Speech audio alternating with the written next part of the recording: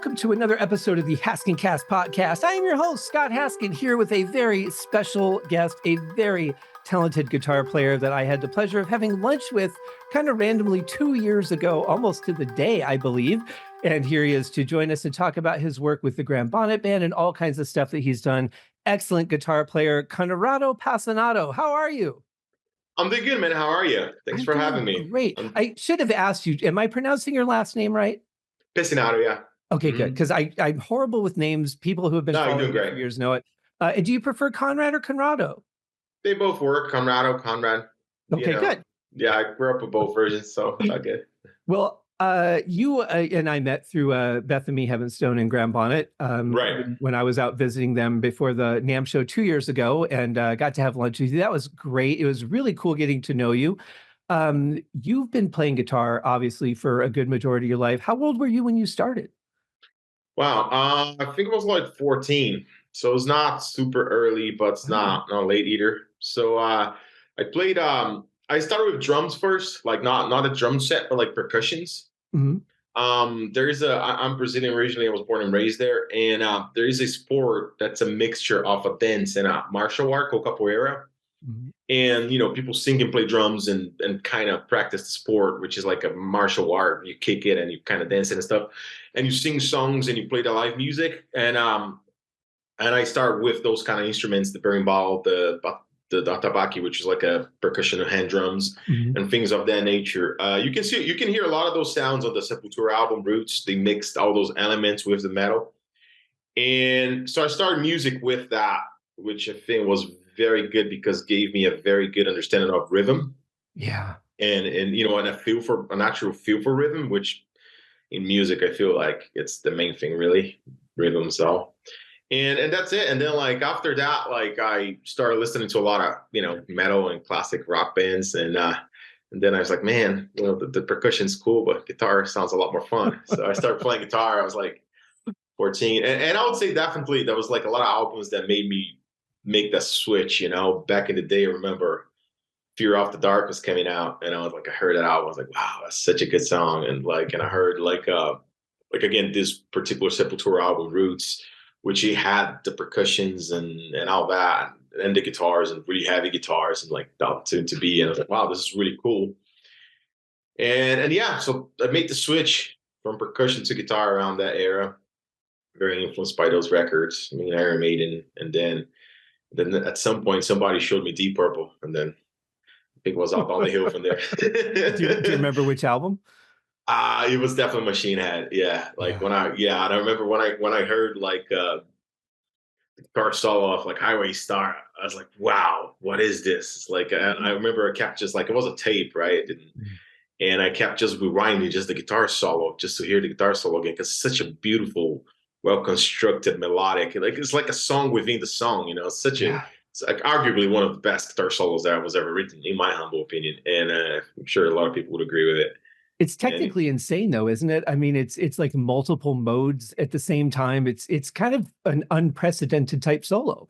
Oh, 100%. Yeah. For the era, it was like revolutionary. I mean, the picking he does in the end and the phrasing and the harmonies, like he does like all the duets and stuff, the twin lead thingy. Mm-hmm. And but again, it's like it's so well built. It's so because it tells a story. And for me, like as a guitarist, I feel like that's a big part of writing a good guitar solo. Is like to tell a story. You have a beginning, you have a middle, you have an end, you have a climax. It's like it's a song within the song. I think those are the solos I definitely gravitate towards it. And then from that, I was just like fell in love with anything that Richie Blackmore would put his hands on it. Well, you're pretty much when you're doing the solo section, you're pretty much giving the singer a rest and taking a verse on their behalf. So you're kind of having to musically continue the story that they're telling, right? That's correct. Again, you're taking the lead, right? That's like, the words speak by itself. You're actually leading there, and you're giving a break, as you correctly said it. You're giving a break to the lead singer, and you were taking the lead melody yourself with the guitar. So I always try to, sure, it's nice to put a lot of notes and be technical about it. And I think it's all part of good guitar playing. But I feel it all has to have a purpose, like within the song. And again, that can feel very personal from artist to artist, from guitar player to guitar player, from even listener to listener. Like, but I like the idea of solos you can kind of sing along. Like, you have signature licks and something you can kind of like, I remember this little melody. Like, I like to put hooks on my solos. But you're right. You're definitely taking like a verse or a bridge or right. something like So that. do you mean like you like your solos to be lyrical? I would say so. Yeah. Like, 'cause, like, for instance, like Highway Star, you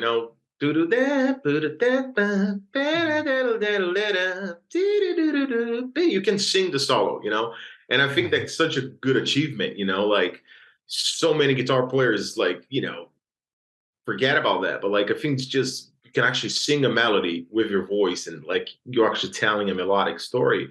And again, I'm not talking on technique. I appreciate technique. I do put some speed in my solos too. I think it's nice to have a little spice here and there. Sure. But I feel a lot of times, like some guitar players, they forget a little bit about like, okay, let's just tell a story here. Let's just have like a rich melodic content, and that doesn't necessarily have to be slow or whatever. It can be fast, like Highway Star, for instance, the end. But I just like melodies. I like strong melodies, and sometimes if there's too much speed, you compromise a little bit on the melody. I think you can compromise a little bit. I would absolutely agree with that. And I think there's like, for me, I'm in general not a huge fan of incredibly fast guitar playing. And I don't mean to pick on anybody individual, but I think Yngwie is a great example because of he's known so much for his speed. Yeah. And when I put that in drum context, being a drummer, I think about a guy like Terry Bozzio from Missing Persons and Frank Zappa. The guy can play unbelievably incredible things. Oh, geez, yeah. But when I think about, okay, but what can you do with that other than sit there and show it off in a solo? I don't find a lot of application for it in a song. So I can appreciate it on one end, but I can say I don't think it necessarily fits the kind of musicality that you could play in a band. When I listen to you play, you are like right up to that edge of, if you went a little bit further, it might not suit my personal taste, but you find that like you go right to the wall and then you stop every song. And I love that because I find your playing to be something that I can hear what you're doing. I can get into it. I can appreciate it. I can feel what you're feeling, or imagine I'm feeling what you're feeling, right, and identify with it. It doesn't push past that. And I think for me as a listener, that's really important.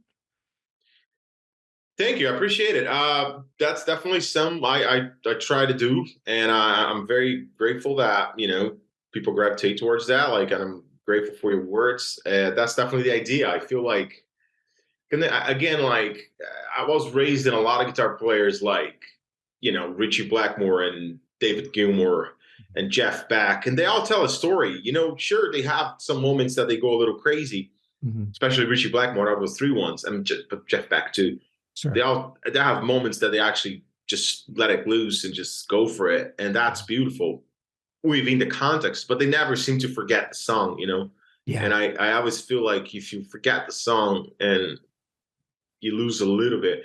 And I because like, again, for me, like I think Steve Vai, which is another guitar player that worked with Graham, he's a very good example of how to do that.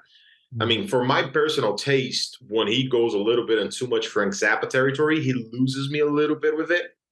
Because that's kind of like, yeah, I appreciate it. I can see where he's coming from. And like, I think it's definitely time and space for that kind of playing music and quirkiness and all that kind of different approaches. And I appreciate that. But sometimes when he's a little more on the bluesy, on the soulful side, for me, he's like has a really good balance off that. Like, there's just the right amount of melody, but then out of nowhere, it's just like this incredible amount of technique that comes out and just like, wow. But it's a climax, he definitely builds you up to that. And again, I'm not saying anything negatively about any other guitar like you or not, but like, I love Yngwie, and I think Yngwie actually, out of the guys that play that fast, he's the one that I'm like, oh yeah, he actually has the feel and has the melodic stuff. He's actually one that he has both. But I agree with you. I definitely gravitate towards more like guys that tell a little bit more of a story, like, like John Sykes, like, John Sykes. Yeah, what a great example. I mean, incredible. Like his work with Whitesnake. Every time I sit down and listen to what he did, I'm like, man, this guy is just unbelievable. And yet he's not in that, top 100 guitarists of all time lists. Don't understand why not, because he's phenomenal. His tone, his playing. And again, for me, he's like what you were talking about. He's just, he has it, but it's just so well balanced within the context of the song, and what a great singer too he is. Mm-hmm. And Gary Moore, of course, another incredible example. Like, I mean, I love Thin Lizzy, and Gary Moore, for me, his work with Phil Lynott, it's amazing, but his solo stuff too is phenomenal. I mean, like, Scott Gohan from Thin Lizzy. I mean, all those guys. I mean, again, Thin Lizzy is one of my favorite bands, so I like those kind of. Because for me, it was very important always to, and I think, if I must say so myself, I always try to be a good guitar player in the context of the band. You know what I'm saying? I feel like, yes, it's fun, and I've done like a project where I just play some of my instrumental things, which you'd have a verse and a chorus instrumentally, kind of like Joe Satriani kind of material, that kind of stuff. I have songs and material that I wrote with that kind of approach, but I feel like I definitely excel in being part of a song, part of a band, and I pride myself for that. I feel like you have to be willing to work in the context of a band, because that's the thing too. Like, even like working with like an artist like Graham, for instance, he had so many guitar players, so there's so much space in the songs to become a fucking shred fest if you want to go that route, Right. because some of the guys previously did that, and but like, I just feel a little, that's not what the song asks for. And even live, you know what I'm saying? Like, sometimes his singing, and I see some other guitar players playing with him, and they're like, and like, and that's okay to have those moments with vocal and guitar, and they're both kind of leading, and we're playing off of each other. And we do have moments like that on the stage. Being Graham, and it's magical and it's very special. I'm very grateful to share a stage with such a legendary musician as him. But I just feel like, okay, when I play the lead, I play the lead. When you have a lead vocal there, you have to be thoughtful of the band. What is supporting the lead vocal? What is supporting the song? Mm-hmm. Well, I think, and that's why I gravitate more towards guitar players like Richie or Michael Schenker or Mick Fox from Uriah Heep, who's another one who, I did a whole podcast on them covering every song they ever recorded. Yeah. And I got to learn Mick's style very well. And he really plays for the song.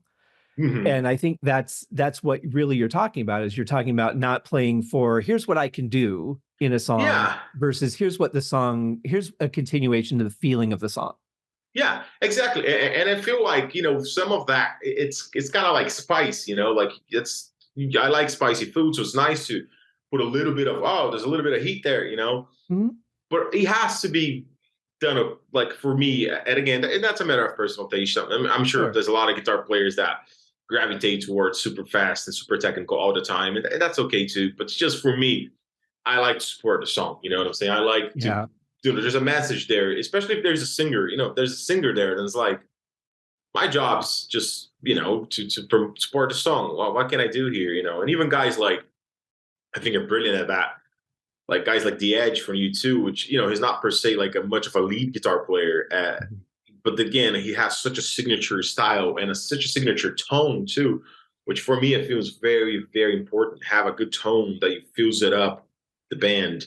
And, and you are within your range. You're not stepping on the bass because you're too bassy on your tone. You're not stepping on the, or the chords you're doing. You work with the keyboard player, especially in a keyboard guitar band like Deep Purple, Rainbow, Alcatraz. They're all guitar keyboard bands. So, find the right chord voicings and the right melodic things, so you guys are just not doubling each other, and you're just complementing each other. So I feel like that's very important. And I feel like a lot of guys that just like, let me just shred here and I'll be all right. It's like, no, that's part of it, and and it's great, but like you have to work within the context of the band, and I value that very much. No, you're absolutely right. So, but that leads me to a question. So when you're writing a song, like when you were working on the album A Day Out of Nowhere, the most recent Graham Bonnet Band album. Yeah.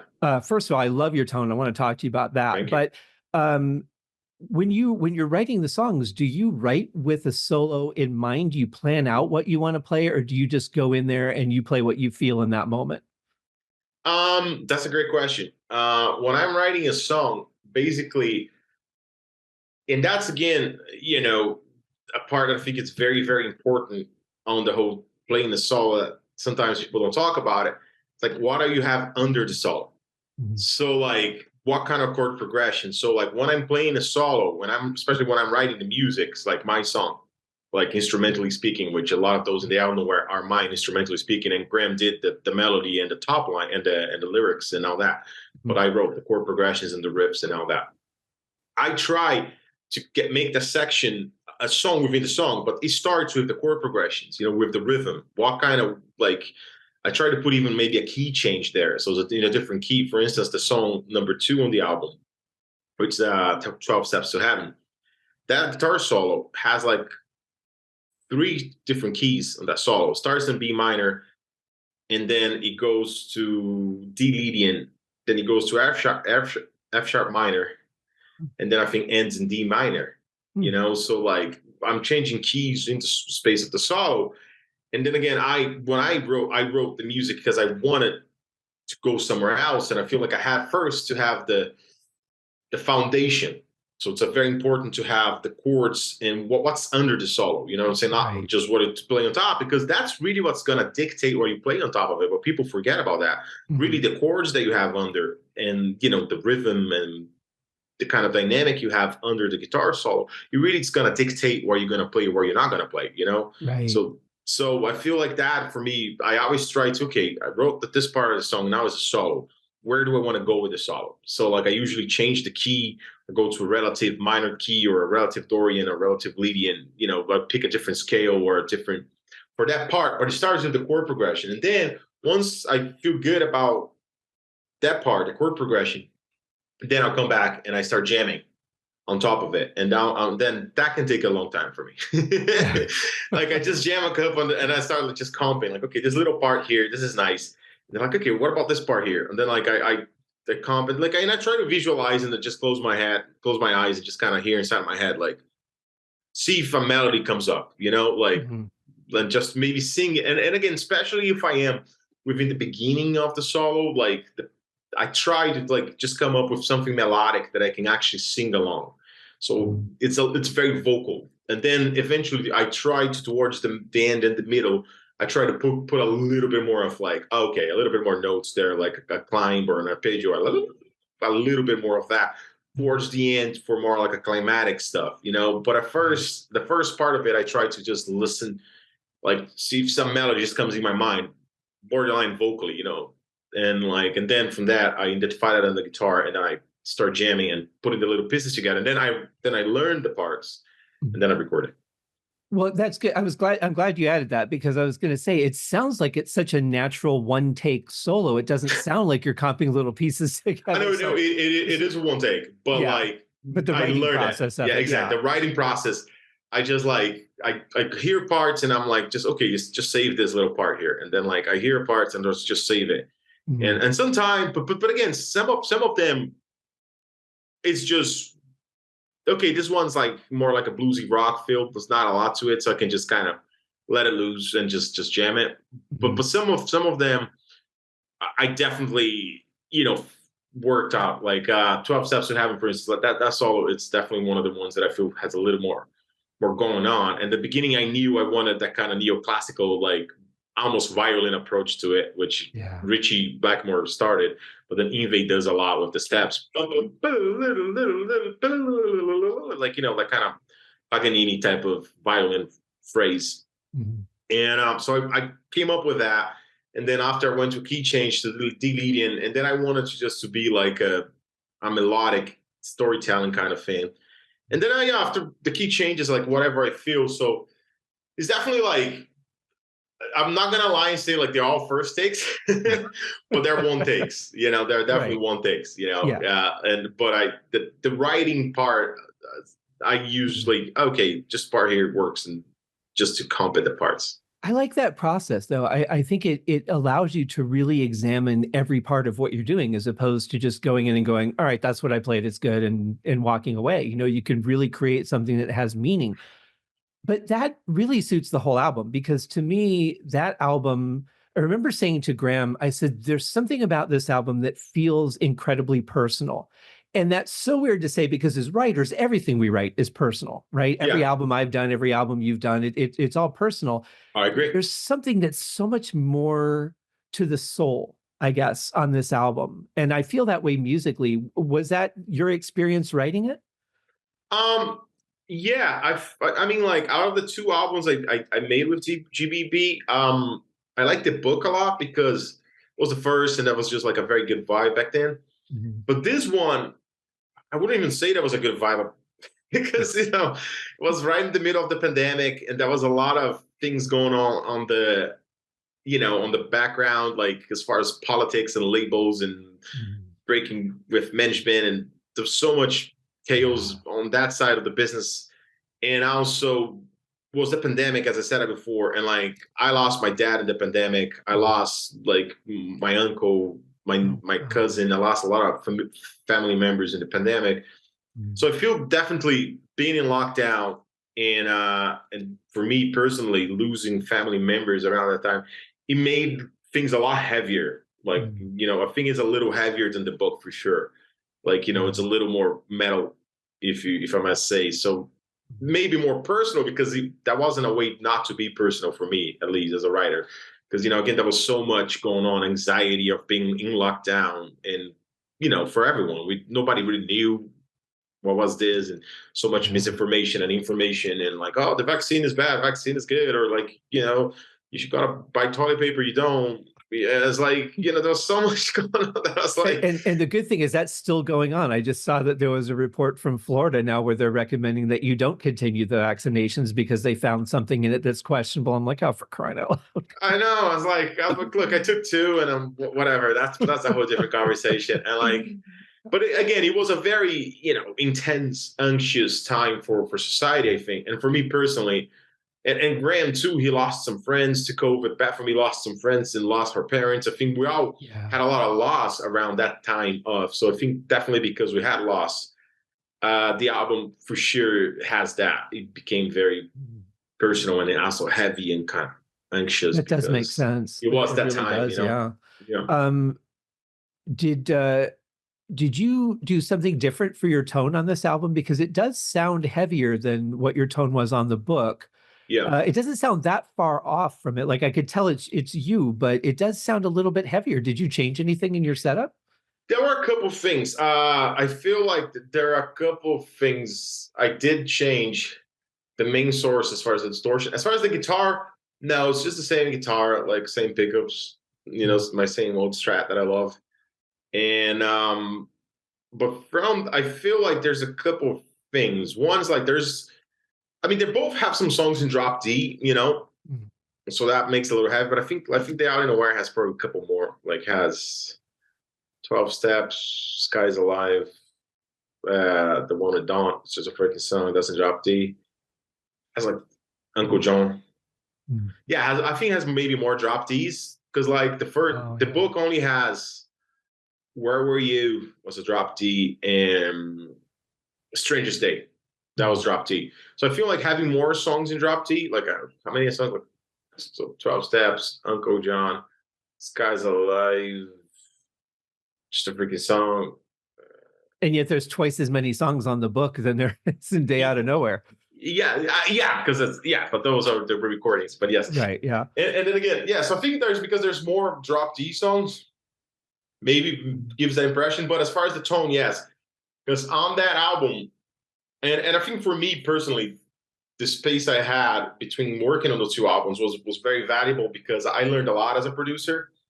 Mhm. Like because during those years that I had hiatus working with Graham, I focused a lot in working on studio. So I got to record with a bunch of different artists. I recorded with Zayn Malik, who was a singer in One Direction, the pop band. I recorded with Christian Machado, which was the singer of this band called Il Nino. So I was very busy with studio work primarily. I did a little bit of touring with Marco Mendoza, who was in Thin Lizzy, and Ted Nugent and Journey lately. So I did a little bit of touring with him, but I was a lot focused on the studio, talking with a lot of producers, friends of mine. And Mhm. I got a lot heavier and more into like learning how to record, learning how to produce. So I got a lot better at that, at the studio work. Yeah. Like those 3 years, I definitely zone in and like I start really focusing on producing. So, but as far as the tone, on the first one, I was a little green, I think. So I used a couple of different things, like different plugins, like guitar strings and computer and different plugins.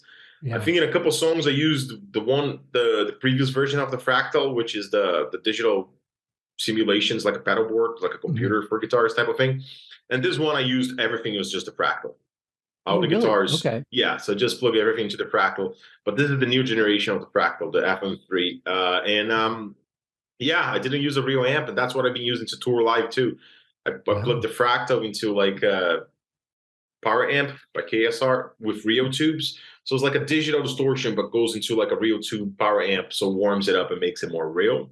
Right. So Oh, that's that's kind got of to the sound trick. great on stage. Yeah, and again, exactly and it's consistent, and I can bring with me everywhere. Like Mhm.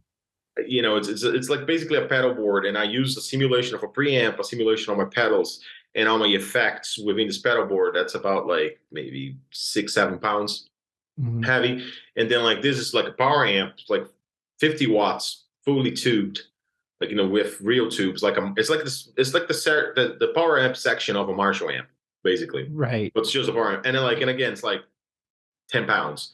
So both of those together with my cables is like 20 pounds max. So I put that in my suitcase with my clothes, and Mhm. everything has to be below 50 pounds. Perfect. Yeah. Yeah, Which is because great because you're doing a lot. I mean, you're LA based, but most of your gigs are in Europe and all over the world. You guys were in, what was it, Mexico not too long ago? And yeah, we're in um, Colombia. We're in like yeah. Japan last year, Colombia, Spain, UK. So yeah, we do a lot of flying dates, and like I just got tired of showing up. And most of the people we work with, they're very professional, high quality. But sometimes you would have that situation that you show up and you have like a Marshall combo or a Black Star combo, which I'm like, I'm not. I love Marshall amps. They're my amps for sure. But Mhm. like a combo, it's like, bro, like I need like a 412, like you know, I'm the only guitar player here. I mean, like, I'm covering Schenker, I'm covering Blackmore, Ingve. Yeah. It's like a Marshall stack sound, so I had to develop a system that I can travel with and have consistency every night. I mean, sure, if I had a Marshall working in great working quality with new tubes and service and like my pedal board with real pedals every night, I much rather the real thing, still the real thing. And Yeah. especially if you have like a good power supply, because Marshalls, they sound different in different venues because of the current, the power Mhm. that you plugging it into it. Right. And but yeah, no, it's just not realistic, and it's a lot cheaper for me to do it like that, and a lot more consistent. And in all fairness, it's sounding great. I mean, like I'm happy with the tone, and I'm getting a lot of compliments. Like people like, man, I love your tone. And like more now, so that I'm using digital than when I was using the real pedal board with the real amp and all that. Well, plus you're getting the consistency without the effort of, what happened to my dials while I was on the airplane and, all those Yeah, things that can happen. I'll exactly. tell you, I played, had the pleasure of playing at Red Rocks in Colorado many, many Wow. years ago when I was That's in I my think I bucket was, list for venues. is it really? Amazing. Oh I yeah. think I was like 19 or so when I did it, and it was just Wow. me. So Amazing. I just set up my drums. They allowed me to come in and play as long as I wanted. And I just set up my drums. I hit the bass drum and I just listened to it reverberate off the rocks. It was the most incredible sound. When you Amazing. set up and you're sound checking at some of these venues that you're playing, when you're playing huge festival venues when you go Yeah. to Europe, Yeah. that just has to be so incredibly satisfying to just hit a chord and listen to your tone Right. in those venues. That's got to be amazing. Yes. Yes. Yes.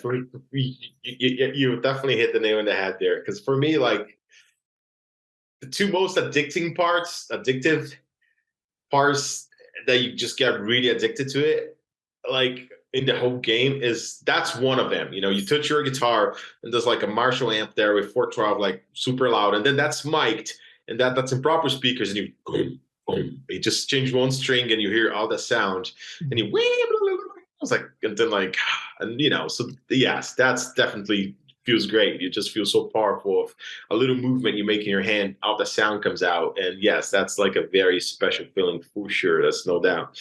And the other thing for me, it's like, again, as you said earlier in the interview, like when you're writing stuff, it's so personal, it comes from such a personal place.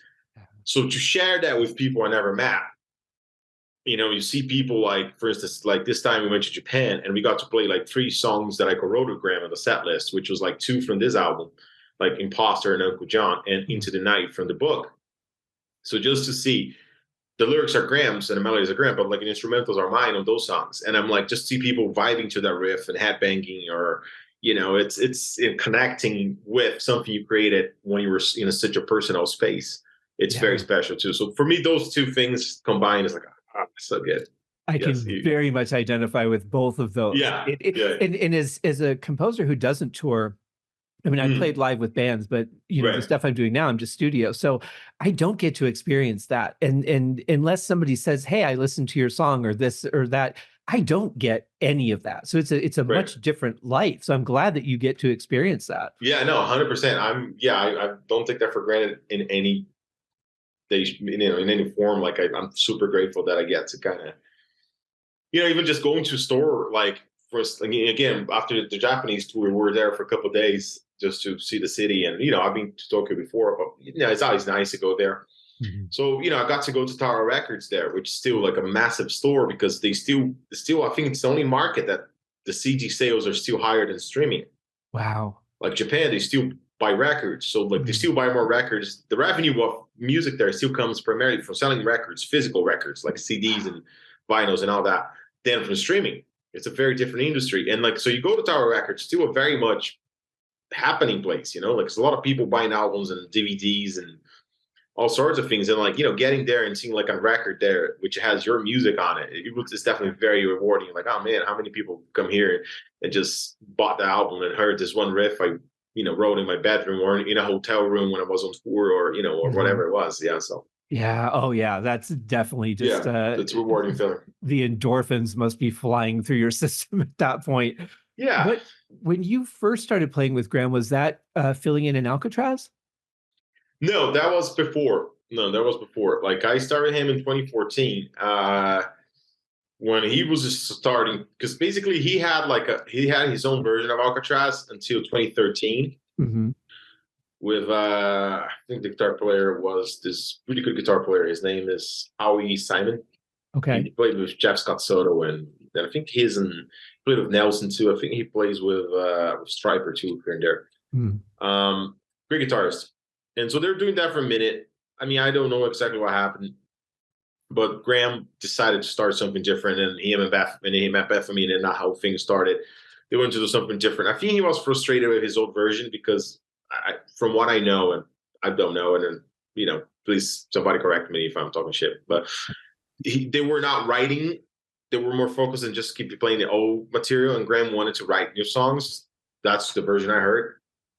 But and then, when he met Beth and me and stuff, they decided to start something new and to start writing new songs. And that was the focus of writing new songs. And that's when they had like another guitar player in mind, which I think his name was Mario Parga. He recorded with Graham in one of his previous solo albums. I forgot which one of his previous solo albums, but his name was Mario Parga.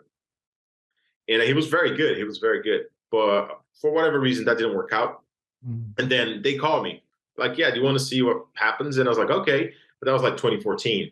Okay. And at first I'm like, I was a little scared, I wouldn't lie, because like, he had a lot of really, really, really incredible guitar players. And I told him, I was like, look, I write and I love writing, I love creating, and I love playing.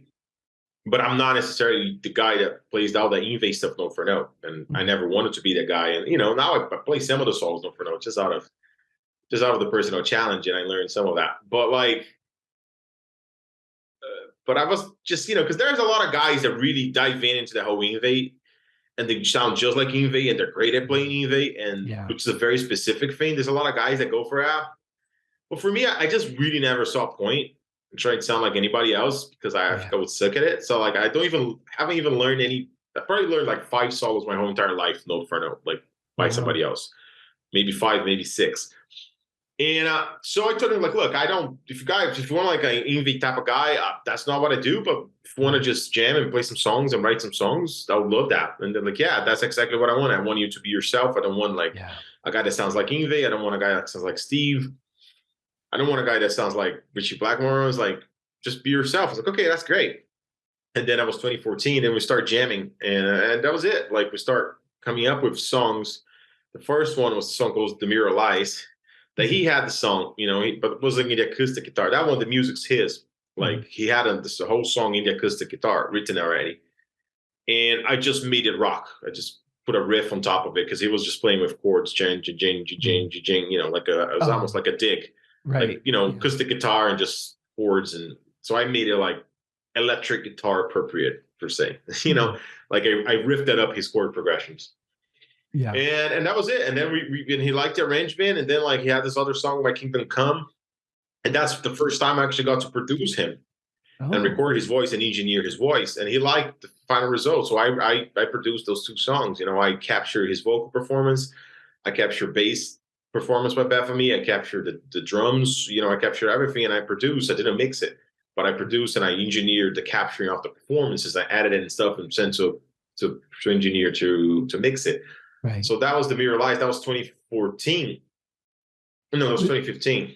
Was it a little weird though, the first time you're recording Graham and you're mixing him and you decide, I just decided what Graham Bonnet's going to sound like on this project?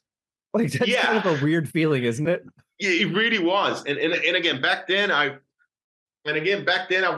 wasn't really sure. I was still a little, because I think it's normal to be a little doubtful of your judgment, especially when you're working with somebody that caliber.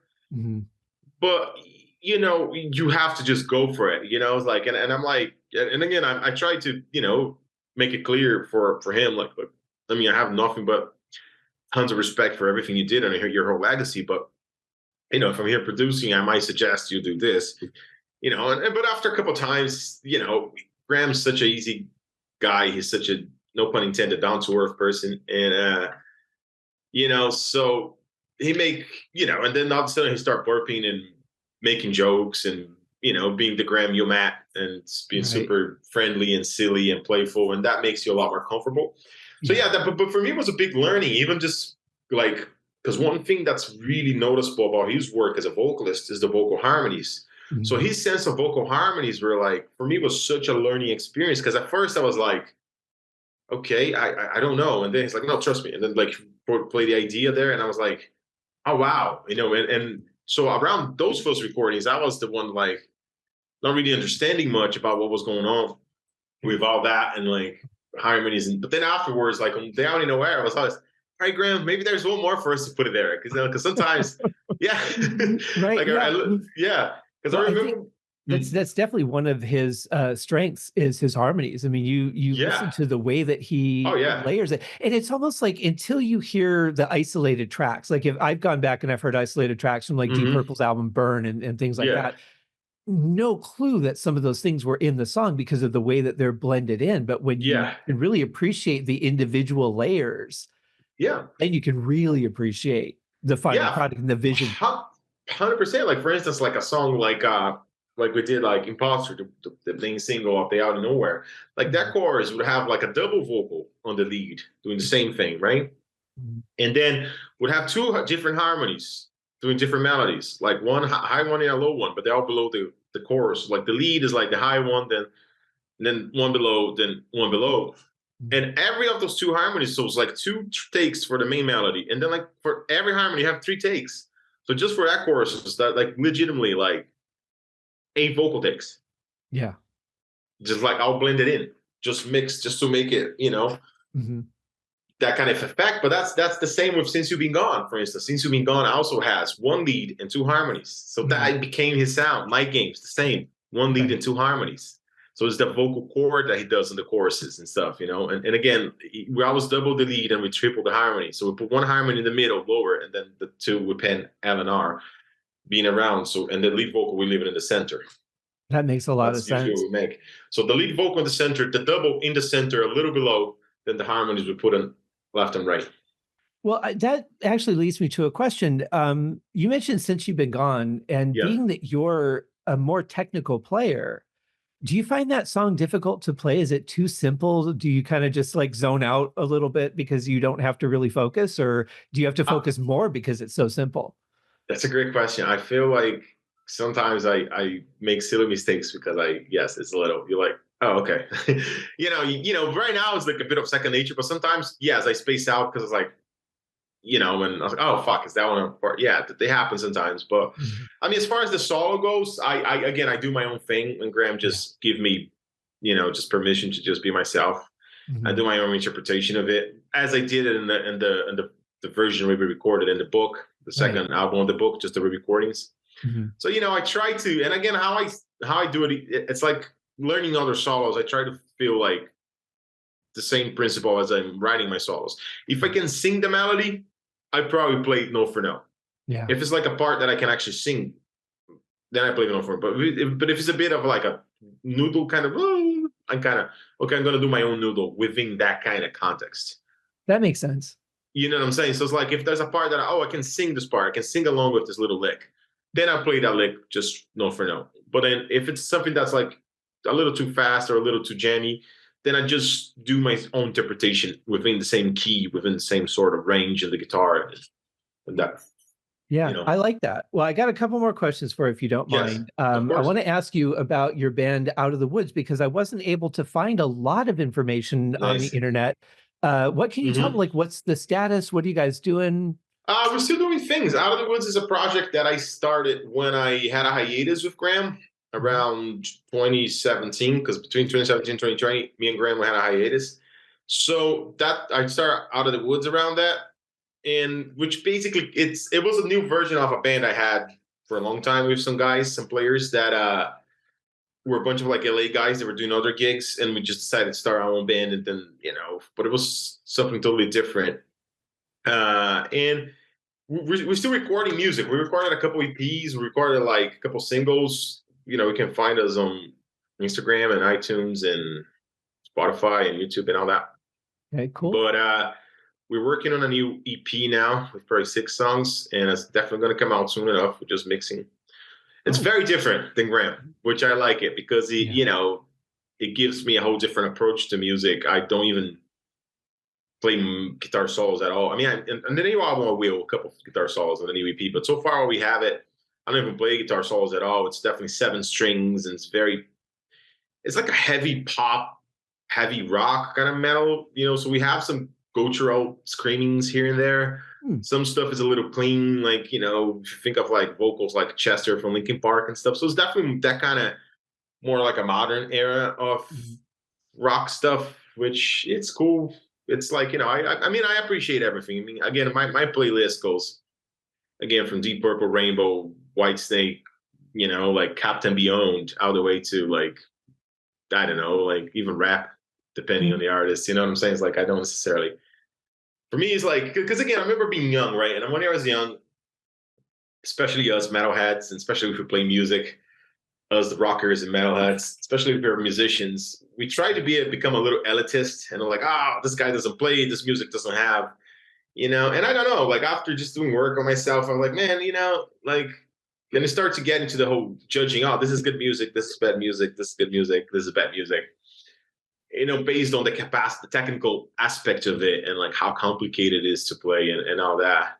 Mhm. But after like getting a little older and hopefully wiser, I don't know, man. I don't necessarily. I came to a conclusion that I am obviously not the rule. I'm not the lion to decide, to judge, like what's good music and what's bad music.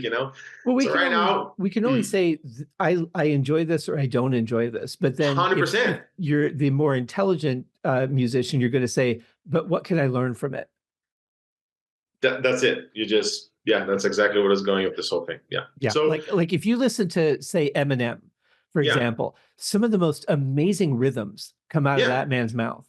Whether yeah, you enjoy his stories, what he's talking about, whatever, that's a different issue. But yeah, to be able to listen to what he's doing and go, find a flow in it, find a rhythm in yeah. it, and then find something you could do with that.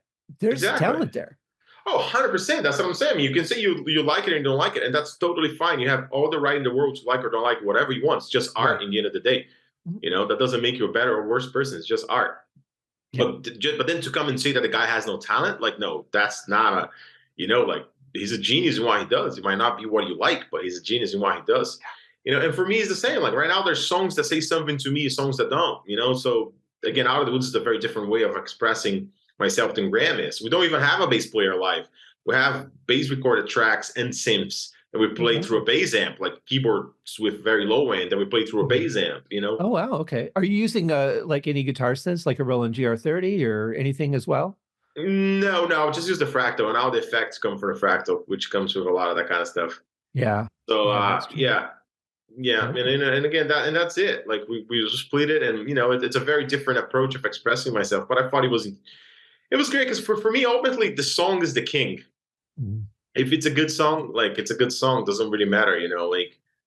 And again, a good song can come from anybody, like could be a good rap song, could be a good, because I remember this one time, right? I saw like Alan Holdsworth, which one of the goats that ever was a guitar playing, like one of the most complex musicians you can possibly dream of being or whatever. And I saw him playing one of his gigs, and like Virgil Donati was on drums, Mhm. which Virgil's a beast, one of the most technical drummers ever lived, and like so many 17ths and 11/16ths and all those weird time signatures and stuff, and I was like, and I really thought like, oh my god, I'm gonna see those guys playing together. That might be the best concert that ever happened in the history of mankind. But in all fairness, after 3 songs, I was like, I need a hook. I'm not saying this is bad, but like I need something to grab onto. Right. Well, but that's the difference between appreciating the technicality of something versus Yeah, the enjoyment of it. And sometimes, like, I have some friends who have a Van Halen podcast, and I'm not a big Van Halen fan. I've just never really right. gotten into their music. Hmm. But when I listen to an individual song they talk about, I'm like, that's a pretty decent song. Then Yeah, they asked me to do like an album rating, like just take, put the songs in order of which you like from best to worst. And what I found was I didn't actually like the album. To listen to a song here and there was one thing, but song after song after song, it yeah, was just like the same thing. And there was nothing exciting going from one to another. So I think there's a big difference between that. You can appreciate an artist, but yeah. not necessarily a package that the artist creates. Right. Exactly. Yeah. Yeah, because a whole night of that, you're like, and again, like after this particular gig, after like Virgil and forgot his name, star player. Oh, Yeah, I was you just just talking said, about him. Yeah. Anyways, it was in the recording. yeah, Alan Holdsworth. After hearing yeah, Alan and Virgil for a whole night, like I went home and I was like, man, I'm gonna listen to some Ramones because I just want something simple, just to kind of, a couple chords and yeah, nice little rock and roll lyrics, and that's it. Just simple, and that's good because that's what I'm saying. I mean, like why is the Ramones better than that, or why is that better? You know what I'm saying? Like, of course, it's a lot more complex, and I appreciate for what it is. sure. I appreciate like I can never touch that material as a writer or as a player. I mean, as a player, if I can, yeah, if I practice for sure, I can play some mama. If I Right. practice, but like it would have to take me a lot of hours, and and I don't know if I have the interest on it because Yeah. I don't listen to that kind of stuff personally. I'm not saying it's bad, but it's just like yeah, Yeah, it's okay. It's all exactly. right. Yeah. Like Just not what I do and what I like, I go but in it's moods. phenomenal. Like sometimes I just want to hear Beethoven. I'll just like put on some Beethoven because Right. that's what I want to hear. And sometimes I want to hear Metallica, and sometimes I Yeah. want to hear Graham Bonnet. Yeah. It's all based on mood. So my last question for you, because I have a feeling you're one of those guys that doesn't put the guitar down a whole lot. That you often have it on you or in your hand. Yeah. I was on Steve Morris from Deep Purple started doing some seminars online, and I was on the first one that he did, and it was about soloing, and he was Beautiful. telling this story about how he just practices constantly. He'll be talking to people, but he'll be running scales on the guitar while he's talking to people, and that. And so people would be asking him questions about Smoke on the Water, and he's saying, yeah, I didn't write that. And they'll ask more questions about it. He's like, yeah, I didn't write that. But he's playing the whole time, Yeah. while he's doing it. Are you one of those guys that just like constantly practices, has it in your hand, or do Yeah. you kind of Yeah. limit yourself? Yeah. I think definitely, especially later, like as again, as you was in the beginning of the recording, I had the guitar, but Mhm. I made a conscious decision to put it aside so we can focus on this conversation. But yes, it's definitely a struggle because she's there and she's looking at me, and but Yeah.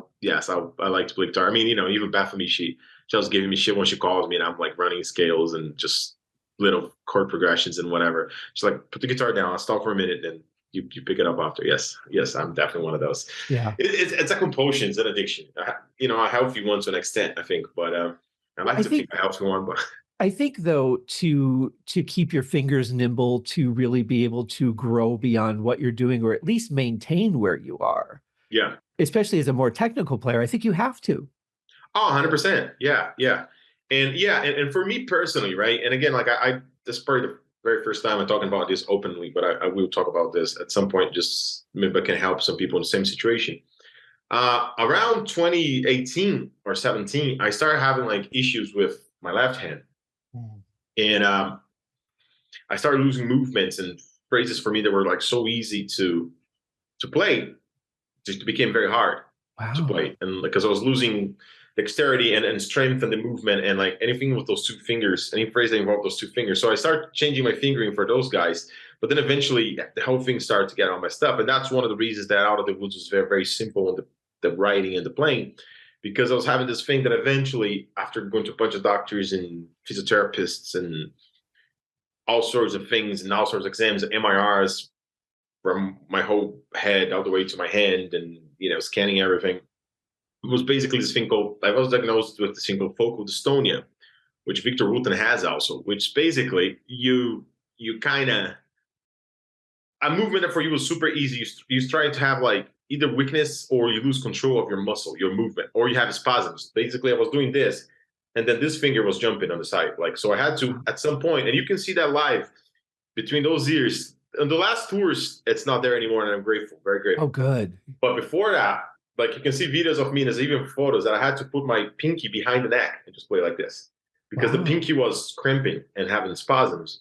So I feel like before having this, I was practicing, but I feel a little bit like a dick saying this, but I think guitar for me kind of came easy. I didn't have to, it was just something that for me was a little natural. So I practiced, but not so much. But I think after this, I definitely, it's almost like life had to like, look, if you invest more time with this, you can be better. Like, so be a little more disciplined. So I got a lot more. But anyway, long story short, after that, I figured out this was all like in my mind. It was all psychosomatic thing. It wasn't nothing physical. And then like, with a couple exercises, like journaling, or there's this American doctor called John Sarno. He wrote a book about back pain and chronic back pain, right? Mm-hmm. And he talks about like all those chronic physical things in your body. They all have, they all start in your subconscious. It's all your mind. So you're not conscious of that.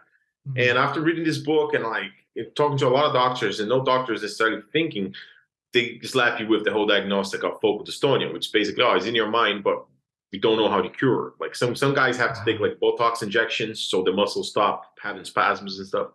But it's just basically in your mind. So after starting just reading this book and just starting to meditate and just work on my anxiety, work on stage fright, work on a bunch of stuff, it got a lot better. And it's almost like 100% now, thank God. But like when I was starting, and that's one of the reasons too, when I was starting doing work, the recording Day Out in Nowhere, I was still in the thick of struggling with it. Wow. And I've even told Graham, like, look, Graham, if I'm like, be honest, I can write and produce, but if I cannot play at the level I have to, maybe we just get somebody else to play, and that's all right. I'm just producing and writing, But then I was, I figured out a way, and it sounded great. This is a good album. There's some of my best solos there, even with that.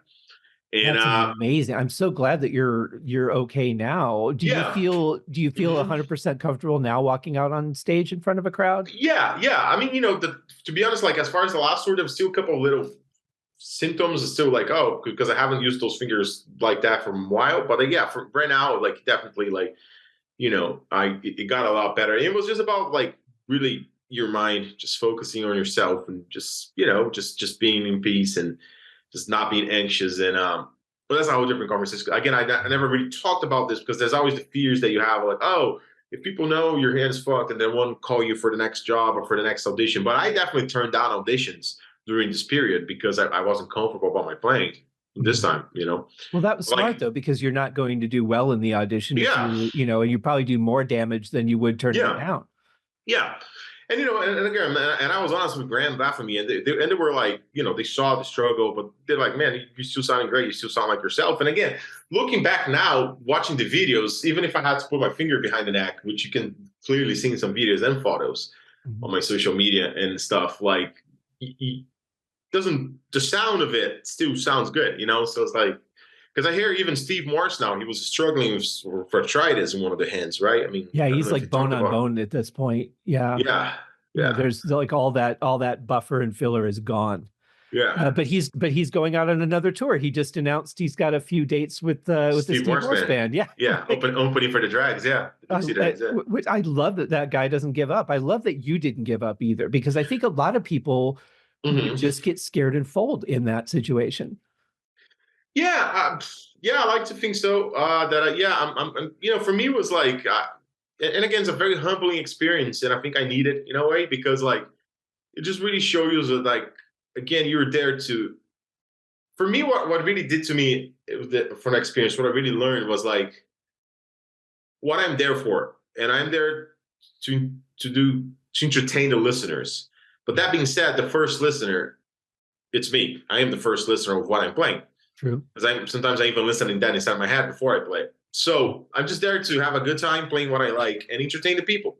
Entertain, like, bring music to people, like, and I start focusing. It's like, it's not about, and when I, and again, like when I took that whole thing of like trying to compete and like, oh, you gotta be the next guy that's like changing guitar history because, Graham playing with Ingve and Vi and all that. When I took that pressure out and I'm like, look, I'm just gonna play stuff I like and write music I'm proud of and write music I like listening, and people will gravitate towards it. And that's once I start thinking about that, I was like, like, yeah, I'm not trying to prove like, oh, I'm like, oh, Ingve, Steve, and Schenker, and like, because all those names. So he's just a geek that has that pressure on the guitar player. Yeah. But then once I'm like, was able to just like, you know what, I'm here and just doing my thing. I'm just having a good time and I'm doing the best I can, and I'm enjoying and playing music and writing music, and I'm just here to entertain the people so people can come here and this 1 hour, an hour and a half, they're watching us, they're having a good time, and they come back happier to their houses. That's what I'm there to do. I'm not like Right. trying to change guitar history. Once you take this pressure off your shoulder, Yeah, and it's understandable that there would be that kind of yeah, shadow over your shoulder oh feeling. yeah, But I think if you're, we were talking before we started recording about like bands that you go and see them and you could tell they're not a unit on stage and the audience feels that. right, But the reverse of that is the audience feels when you're having a good time, they'll get oh into yeah, it. They get that energy as well. And so if you're doing that on top of your talented playing will get them there. Just be yeah, you. exactly. Yeah, that's 100%. And like, but you was definitely, I had to just like get to that, because even like at first was hard in the beginning because even reviews, there was always this like even a show like, oh, the guy, of course he's not an Eve or a vibe, but he's pretty good. I'm like, it's like, okay, thanks for telling me. It fascinates me You that know what I'm we saying? And have I'm this like, that we have this, like, we have to yeah, categorize everything. We have to put everything right, at levels and we have to compare everything. I don't get yeah, the mentality. To me, it's either I like this or I don't like this. And at the end right, of the day, that's all that matters. I don't care yeah, if you're better or worse because that's so subjective anyway. yeah, All right, somebody plays faster than you. Does that make them better? Not yeah, necessarily.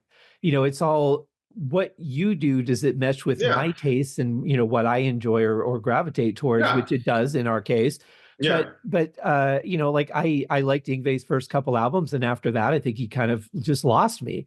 yeah, And that's fine too, but I'm certainly yeah, not going to say, well, you're better than him on this day, but not on that day. So here you're a 4 and here you're a fuck all that. You know what? I yeah. enjoy your playing. That's all I care about. That's like, yeah, exactly, and then that's all I care about too. Is like, go out there. I enjoy what I'm playing, and like, and if they keep calling me back, I'm sure I'm doing something right. Like, I mean, again, I think that by now I'm probably one of the guitar players that have more official releases with Graham. So Mhm. that's something. And again, and that's one of the reasons too that I feel like I gravitate more towards guys like Richie and Schenker, and I Yeah. love playing those materials better than the Alcatraz stuff because those guys is all about the song, it's all about the riff. Sure, Right. there's incredible solo and lead work with both of them. I mean, they're Yeah. incredible. They're both game changers. Mhm.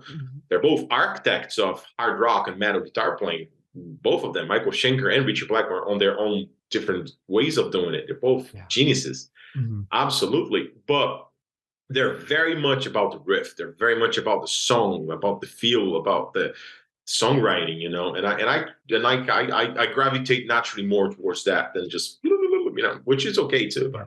I think for me, it's partly because that's what I grew up on, was that whole, Yeah. Purple extended Yeah. family.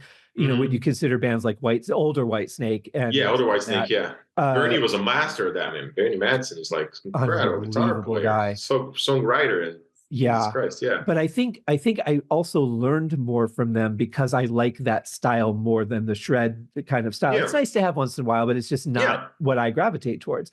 And nothing's wrong with any of it. And that's what No. I think people need to get over, is just Right. stop comparing, stop grading, just enjoy what you Yeah. enjoy, give everything a chance. And if you don't like it, Yeah. wait a year and give it another chance.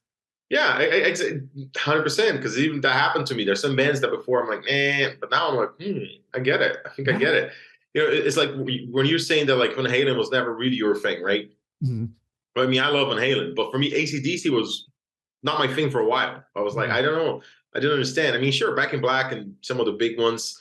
But then eventually at this point, like in life, there's sometimes that I because I was drafted more towards a little more complicated music and slightly more melancholic and emotionally charged, like Deep Purple, Rainbow. I feel Richie Blackmore stuff is always very dramatic and and especially in the Rainbow era. I mean, Deep Purple is a little bluesier, but like Richie on Rainbow, it's very dramatic. It's very emotionally charged. The lyrics and all that, and I gravitate a lot more towards that. But then, like the older I get, sometimes I just want to play some rock and roll and just drink a coffee and just go to the gym. So I think AC/DC for those kind of moments is like perfect soundtrack.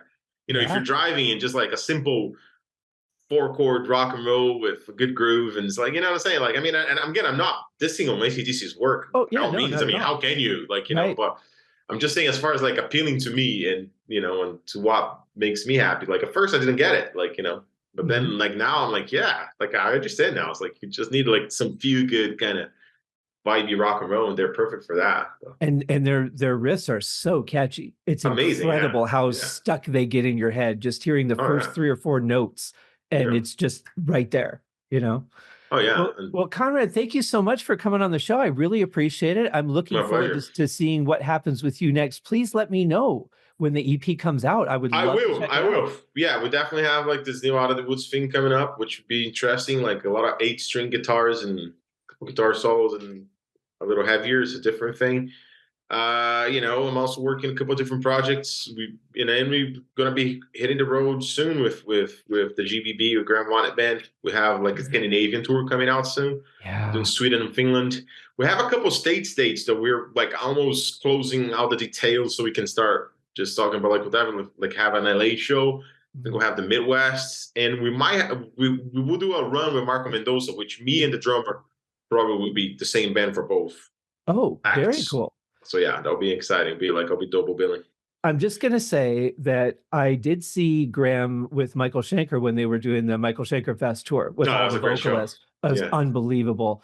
But that was at the House of Blues here at Mandalay Bay. And I happen to think that would be a wonderful stage for the Graham Bonnet Band. Yeah, that would be amazing. For sure. That would be, hopefully. I'm just throwing that out there. Yeah, let's just throw it out there. I agree. Well, take care. I never played Vegas. All right, you too. Yeah, keep in touch and keep me posted. I can't wait to hear what this sounds like. All right. All right, I'll have all the links for you guys in the show notes. Thanks for joining us for another episode of the HaskinCast Podcast. We'll be back on our normal Wednesday rotation next week. I think we're finishing up the, the Young Guns 2 soundtrack recording that I did with Corey Morissette, my former Aerosmith podcast partner. We'll talk about that too. Cheers, guys.